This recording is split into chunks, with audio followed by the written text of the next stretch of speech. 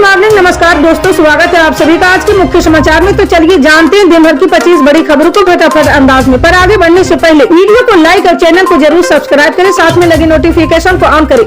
चलिए video start करते हैं। आपको बता दें कि कांग्रेस सांसद धीरज साहू के अरबों रुपये मिलने के मामले में बीजेपी लगातार हमलावर है। वहीं समाजवादी पार्टी के राष्ट्रीय अध्यक्ष और यूपी के पूर्व मुख्यमंत्री अखिलेश यादव ने इसे लेकर बीजेपी सरकार को ही कटघरे में खड़ा करने की कोशिश की है।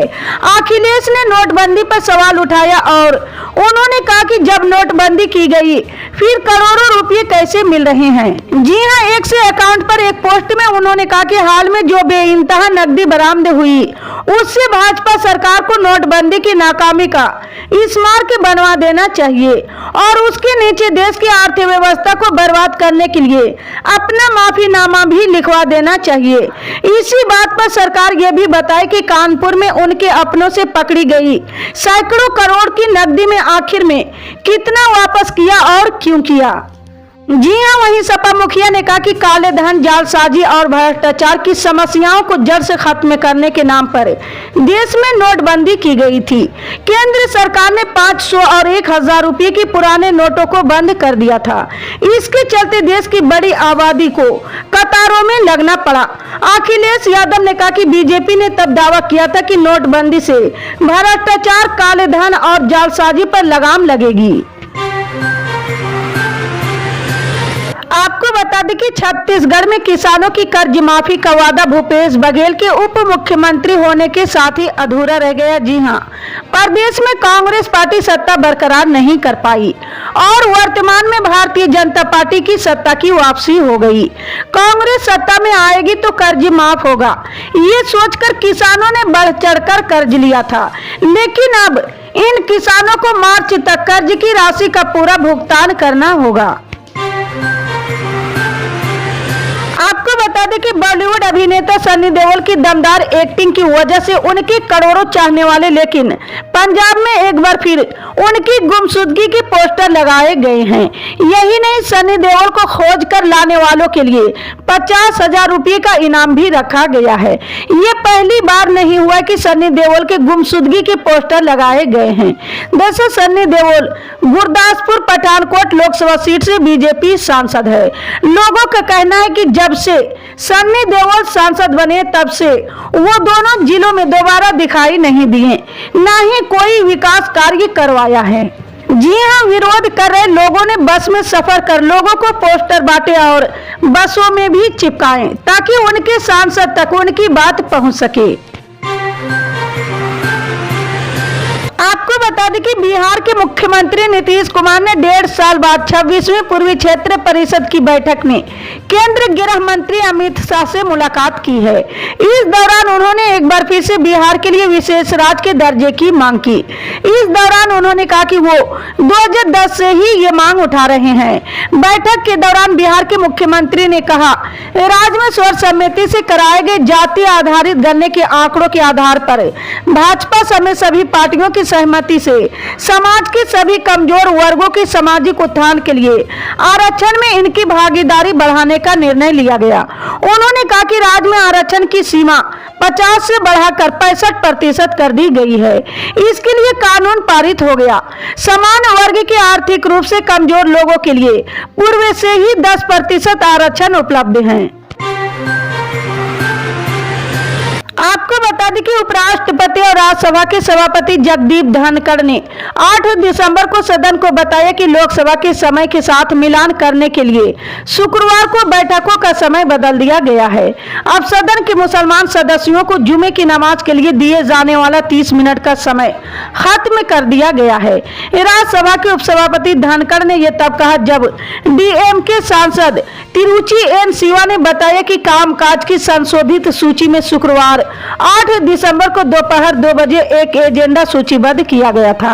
उन्होंने ये मामला इसलिए उठाया क्योंकि राज्यसभा में प्रक्रिया और संचालन नियमों के मुताबिक शुक्रवार को 30 मिनट का अतिरिक्त लंच ब्रेक दिया जाता है ताकि उच्च सदन की मुस्लिम सदस्य नमाज अदा कर सके। आपको बता दें कि सुप्रीम कोर्ट ने जम्मू कश्मीर के विशेष दर्जे को खत्म करने के फैसले को वैध करार देते हुए इसे बरकरार रखा है। अनुच्छेद 370 को निष्प्रभावी करने के फैसले के खिलाफ याचिकाकर्ताओं के एक समूह ने सुप्रीम कोर्ट का रुख किया था और दलील दी थी कि राष्ट्रपति शासन के दौरान केंद्र सरकार राज्य विधानसभा की तरफ से इतना अहम फैसला नहीं ले सकती। मुख्य न्यायाधीश जस्टिस DY चंद्रचूड़ की अध्यक्षता वाली 5 जजों की पीठ ने सर्वसम्मति से अनुच्छेद 370 को रद्द करने की संवैधानिकता के पक्ष में फैसला सुनाया है। जी हां, इस मुद्दे पर ऑल इंडिया मजलिस इत्तेहादुल मुस्लिमीन प्रमुख और हैदराबाद के सांसद असदुद्दीन अवैसी ने कहा कि आज जो फैसला आया हम उससे संतुष्ट नहीं हैं। उन्होंने कहा कि यह सच है कि जम्मू कश्मीर हमेशा से भारत का अभिन्न अंग रहा, लेकिन यूनियन से उसका जो रिश्ता रहा उसको तो आप नजरअंदाज नहीं कर सकेंगे। किसी सेमिनार में भारत के मुख्य न्यायाधीश ने कहा था, सार्वजनिक विचार विमर्श उन लोगों के लिए हमेशा खतरा रहेगा जो इसके अभाव में सत्ता हासिल करते हैं। अब सवाल यह है कि जब आप पूरे राज्य में कर्फ्यू लगाकर अनुच्छेद 370 को निरस्त कर रहे हैं, 356 लगा दिया आपने, इलेक्टेड असेंबली नहीं है, तो फिर कश्मीर में विचार विमर्श किसने किया, जरा बताइए हमको। आपको बता दें कि महंगाई के लिहाज से पिछले कुछ महीने बड़े संवेदनशील साबित हुए हैं। खासकर खाने पीने की चीजों के मामले में महंगाई आम लोगों के साथ सांप सीढ़ी खेल रही है। पहले टमाटर के भाव में बेतहाशा तेजी आई, उस पर काबू पाया गया तो प्याज महंगा हो गया। अब लहसुन के भाव आम लोगों को चिढ़ाने लगे हैं। जी हां, विभिन्न मीडिया रिपोर्ट में बताया जा रहा है कि लहसुन के भाव हालिया कुछ हफ्तों के दौरान तेजी से बढ़े हैं। ऐसी खबर है कि देश में लहसुन की खुदरा कीमतें 250 रुपये प्रति किलो के स्तर पर पहुंच गया, जबकि थोक बाजार में लहसुन के भाव 130 से 140 रुपये प्रति किलो के करीब चल रहे हैं। आपको बता दें कि कांग्रेस महासचिव प्रियंका गांधी वाड्रा ने कल सोमवार को लोगों को आह्वान किया कि वे फलस्तीनियों की नरसंहार को रोकने के लिए गाजा में युद्ध विराम की मांग को लेकर चलाए गए वैश्विक अभियान में भाग ले। उन्होंने ये भी कहा कि फलस्तीनियों के साथ हो रहे घोर अन्याय के खिलाफ सभी को आवाज उठानी चाहिए। फलस्तीनी कार्यकर्ताओं और कई संगठनों ने गाजा में तत्काल युद्ध विराम की मांग को लेकर सोमवार को वैश्विक हड़ताल का आह्वान किया है। आपको बता दें कि तृणमूल कांग्रेस नेता और पूर्व सांसद महुआ मोइत्रा ने अपने खिलाफ कैश फॉर कावेरी के आरोप में लोकसभा से निष्कासन के खिलाफ सुप्रीम कोर्ट का रुख किया है।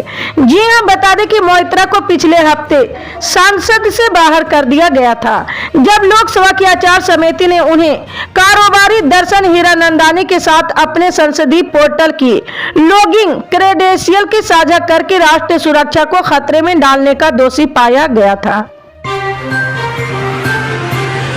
आपको बता दें कि दुष्कर्म के एक मामले में गुजरात की विशेष अदालत ने बड़ा फैसला सुनाया। जी हां, पॉक्सो कोर्ट ने नाबालिग बेटी को हवस का शिकार बनाने वाले दरिंदे पिता को 20 साल की कैद जबकि गुजरात सरकार को 4 लाख रुपए का मुआवजा देने का निर्देश दिया है। जी हां, अदालत ने यह फैसला 2021 के मामले में सुनाया है। 12 साल की नाबालिग के साथ दरिंदगी करने वाले 41 साल के बाप को 20 साल की कैद की सजा सुनाई गई है। आपको बता दें कि परिवर्तन निदेशालय ने झारखंड के मुख्यमंत्री हेमंत सोरेन को 12 दिसंबर को पूछताछ के लिए बुलाया है। झारखंड मुक्ति मोर्चा के नेता सोरेन को मनी लॉन्ड्रिंग मामले में एजेंसी के सामने पेश होने के लिए कहा गया। ये छठी बार है जब ईडी ने सोरेन को पूछताछ के लिए बुलाया है। सोरेन ने पहले वित्त जांच एजेंसी की सभी समन को नजरअंदाज कर दिया था। आपको बता दें कि सोने चांदी के दामों में कल यानी 11 दिसंबर को गिरावट देखने को मिली है। India Boolean and jewellers association की वेबसाइट के मुताबिक 10 ग्राम सोना 820 रुपये सस्ता होकर 61,595 रुपये आ गया। वहीं 18 कैरेट सोने की कीमत 46,196 रुपये प्रति 10 ग्राम रह गई है। जी हां, वहीं चांदी में भी बड़ी गिरावट देखने को मिली है। 2023 रुपये सस्ती होकर 71,688 रुपये प्रति किलोग्राम पर आ गई। इससे पहले ये 73,711 रुपये पर थी। इस महीने 4 दिसंबर को चांदी 77,000 के पार पहुंच गई थी। इसी तरह की पल पल के अपडेट जानने के लिए जुड़े रहे हमारे न्यूज इंडिया के साथ। मिलते हैं अगली बड़ी खबर में, तब तक के लिए जय हिंद।